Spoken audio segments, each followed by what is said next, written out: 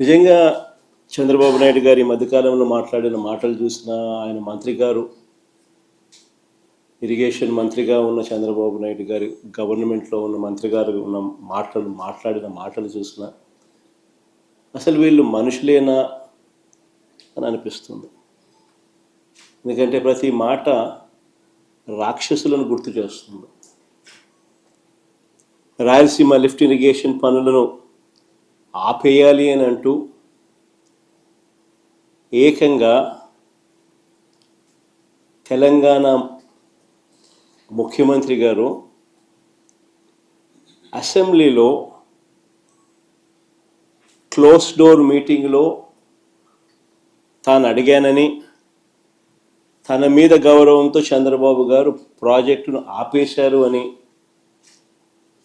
ఏకంగా తెలంగాణ ముఖ్యమంత్రి తెలంగాణ నిండు అసెంబ్లీ సభలో వాళ్ళ రిలేషన్షిప్ గురించి, చంద్రబాబు నాయుడు గారు రాష్ట్రాన్ని ఎలా అమ్మకానికి పెట్టారు అన్న వాస్తవాల గురించి ఏకంగా రేవంత్ రెడ్డి గారు అన్న మాటలు నిజంగా ఇది చూసిన తర్వాత ఒకసారిగా రాష్ట్ర ప్రజలకు అందరికీ కూడా, రైతన్నలందరికీ కూడా, మరీ ముఖ్యంగా రాయలసీమ, నెల్లూరు ఈ ప్రాంతాలకు సంబంధించిన రైతులకు నిజంగా చంద్రబాబు నాయుడు అనే వ్యక్తి ఒక విలన్ క్యారెక్టర్ కింద కనిపిస్తుంది.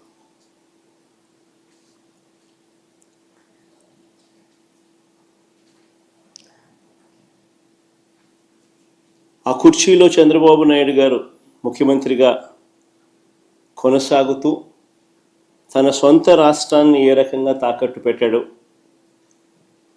రాష్ట్ర ప్రజలను తన స్వార్థం కోసం ఏ రకంగా తాకట్టు పెడతా ఉన్నాడు అన్నదానికి రేవంత్ రెడ్డి స్టేట్మెంట్లు సాక్ష్యాలు.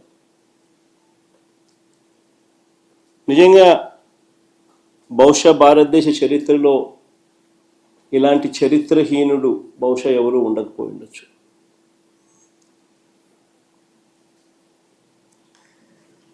చంద్రబాబు నాయుడు గారు, ఆయన ఇరిగేషన్ మంత్రి ఇద్దరూ కూడా తెలంగాణ ముఖ్యమంత్రి అన్న మాటలను ఖండిస్తారు అని చెప్పి అందరం కూడా ఆశించాం.